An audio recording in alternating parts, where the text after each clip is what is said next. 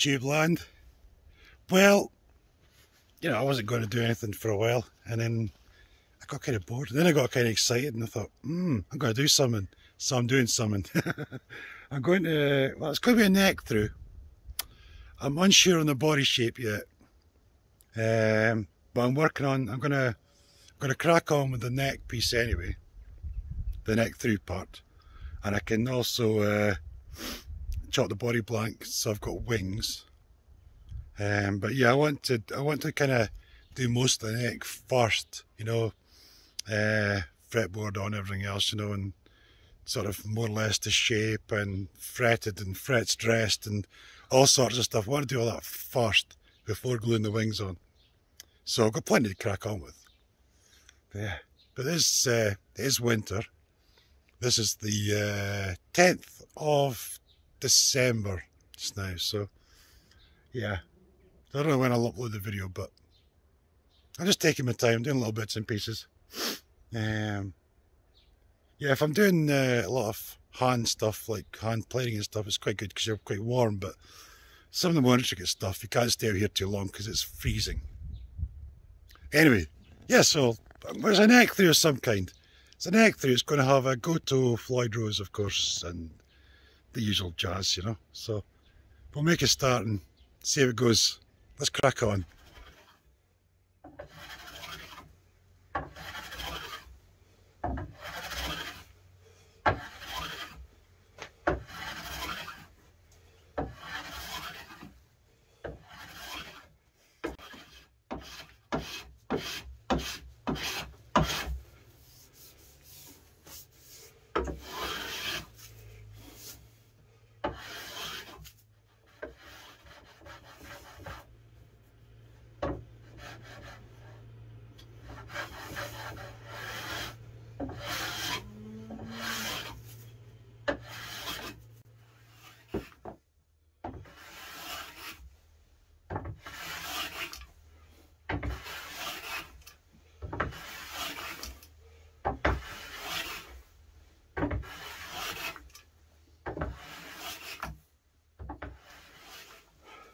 Here we go, two pieces plain now, looking pretty good.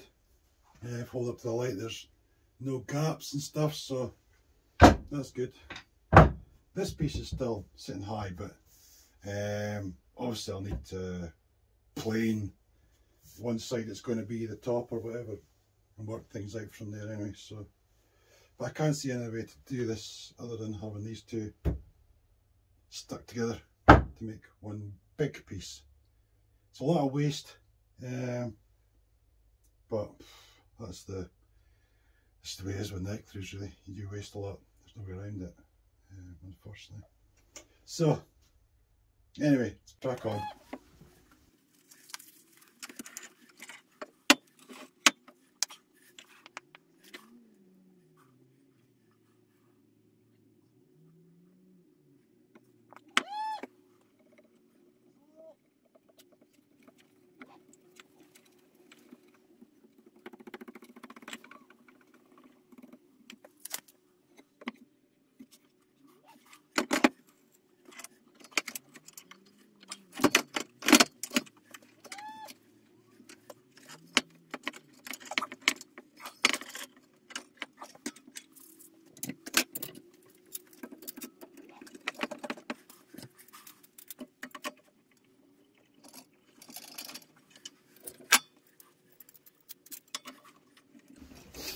And clampy time.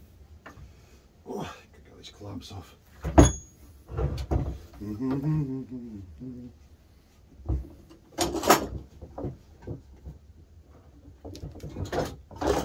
Oh, there we are.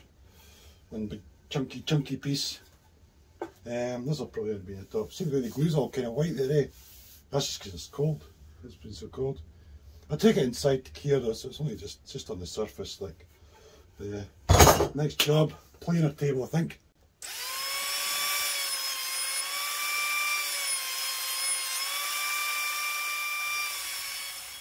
So there we have one big chunky blank. I'm going to run it through a table saw, I think. Knock off at least 20mm anyway. It's about 70mm depth at the moment, so I do have quite a bit to take off. Yeah, take up at least 20. If I aim for 20mm plus the kerf for the saw blade as well, that'll add another 2 or 3 mils. So yeah, and then run it through the planer table as well, because the body's going to be about I don't know, 43 to 45 thick. I want the fretboard to sit a couple of mils higher. So yeah, I'll make it work. Yeah, let's go set up a saw, I think. Do some chopping.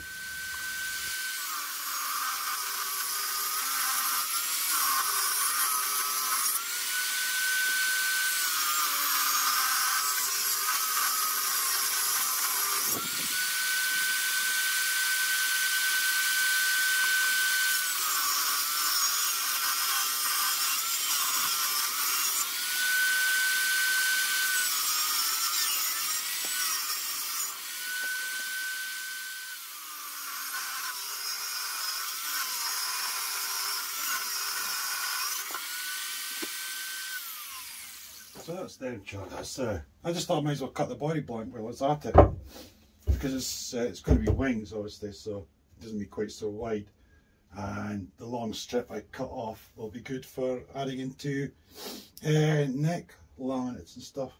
I can slice it further or do whatever, put it into necks and things. But yeah, so that'll be the body blank once it's, well, the wings once it's chopped in half. Now as for the neck, yeah. I wouldn't recommend cutting like that with every table saw. You have to be careful that it doesn't snag and stuff, but this one's quite small and not too powerful and easy to control, so. But you have to be careful of bigger and more powerful saws, because they can be quite, you know, if the wood gets if the wood sticks at all, you know, it can kick back on us, so just be very careful what you're doing. But yeah, I don't have a big enough blade to go all the way through. Anyway, I'm going to check this side now with my straight edge and stuff and see what I think. There's a little bit of a tip there where I've hesitated on the planer table. I want to get this side nice and straight, and then I want to run it through the thicknesser to take this side down, so the whole thing's nice and even.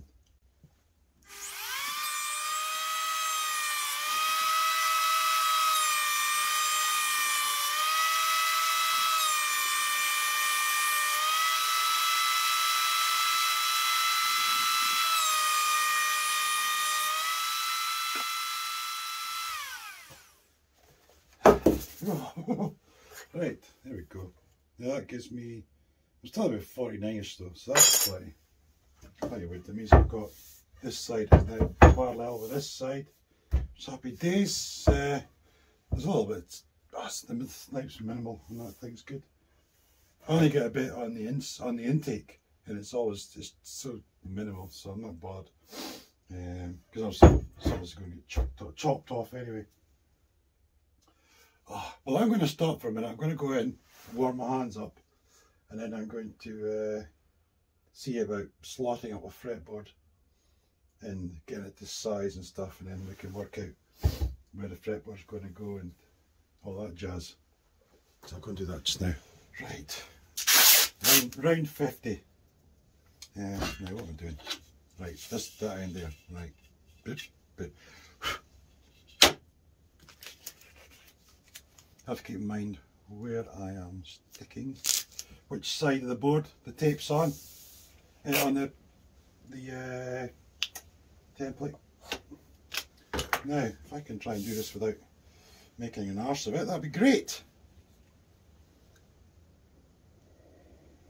A little bit less glue this time, I think. That might help. I think that's one of the secrets, is not too much glue. More super glue on my trousers. What harm is that going to do, eh? You say until you can't get your trousers off because they're stuck to you.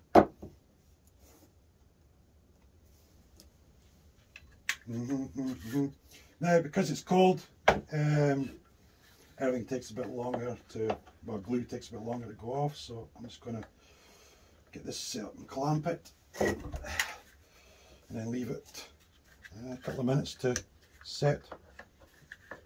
The board has a slight bend in it, so clamping at the ends should push the whole thing down nicely. Right, so we're up nicely against this edge, which is good. Cool. Right, I've just re-stuck the template. I've moved the fretboard a bit. I cut that first slot, checked where it was. It wasn't in the right place, because I need to consider the fact I need a ledge on the end of the board for the nut. So I have to be careful of that, be aware of that, and position the fretboard accordingly. Now, right, we're back on track. So this is the 24th fret. I'm actually going to cut this one because I've got the way I've got the template set. Yep.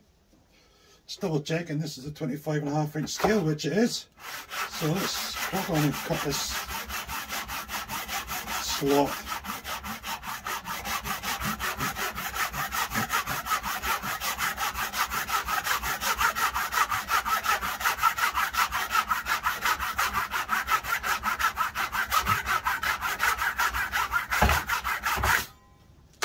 Just like that, one slot cut in the correct place. Now lift it off, pull on, straight into the next one. You don't have to clamp if you don't want to, but it does make things easier. I want all the slots to be nice and parallel to each other, so I'm just going to do this. Anyway, I'm going to crack on and I'll come back once I've finished slotting all these, done all these slots. Here we go. One board all slotted and lovely. Now this slot up the end here, that was my first slot I did, and that told me that my template wasn't in the right place. So I just took it off and repositioned. So do that if you're, it's always good to do it, just check, you know, before you go too far. Just cut your initial slot, double check, because it's so easy to put these things in the wrong place. And then end up with problems. So yeah. Anyway, so that's my that's the nut end. So I've got this bit here, which is going to provide the ledge for the locking nut to sit on, and that's fret 24 there. So I've got all this here to decide where I want to trim the board. But yeah, it's got really nice, this, because the body's all plain mahogany. I've ordered up some stains from Crimson Guitars. I've ordered up a brown and an amber from the Spirit Based stains, and I've got black water-based stain, and I've got the aqua coat. I bought some of the aqua coat grain filler, so I could put black in with the aqua coat, do the grain filling, sand all that back, and then put the brownie sort of colour on, or whatever I want to do, you know. I'll figure it as I go. Here we have it, slotted, unslotted fretboard. So that's going to be where I put my ledge for the locking nut. This slot, that one right in the end there, that's my test slot. Because believe it or not, I'm very new to slotting fretboards. I started off buying necks, then I was buying pre-slotted fretboards and stuff. So it's only in the last few guitars I've actually slotted the fretboard myself. So it's a learning experience still. Where to place it on the template and things. That's my test slot. Take it out, see where I'm at, go, nope, that's not right. Unstick it, stick it back down in the right place, and then carry on. Yeah, it's all learning. Because once again, I'm in no means an expert. I've had no formal training or anything like this. You know, I've just been watching YouTube. You know, I've got Crimson Guitars, Tonelli Guitars, Sweet Tea Guitars, all these people, Big D Guitars. There's loads of them out there. They build amazing instruments and stuff, you know, and they're just great and they teach you stuff as they go and things, you know. Texas Toast Guitars, I watch them as well. although their tools are a very different sort of way of doing things because it's all big machines and things. But yeah, I'm not an expert, but I'm really enjoying myself, and I'm just basically just bringing you along on my journey of discovery, really, isn't it? Yeah. Well, that's that done anyway. I'm going to take this in the house. If it's this time of year and I'm building a guitar, I take the whole guitar. I take the guitar, all the wood and stuff goes in the house and stays in the house overnight and stuff. I just bring it out to work on it, take it back in the house for storing it, because it is kind of cold and damp and stuff. The wood that's in the rafters here, that's okay. It's dry. It'll pick up a bit of moisture from the atmosphere, but then next year in the summer, you know, it'll be dried out again in no time. Or you can just take it in the house for, you know, a week or two and it'll be fine. It's not actually wet. It's just a bit atmospheric sort of dampness. But yeah, anyway, that's that for now. I'm going to leave this here. When we come back, we'll get on to shaping the board, routering and stuff, truss rod slot, channel done, get the truss rod fitted, various things. And yeah, anyway, so I'll see you all again real soon. Thanks for watching, and yeah, catch you later.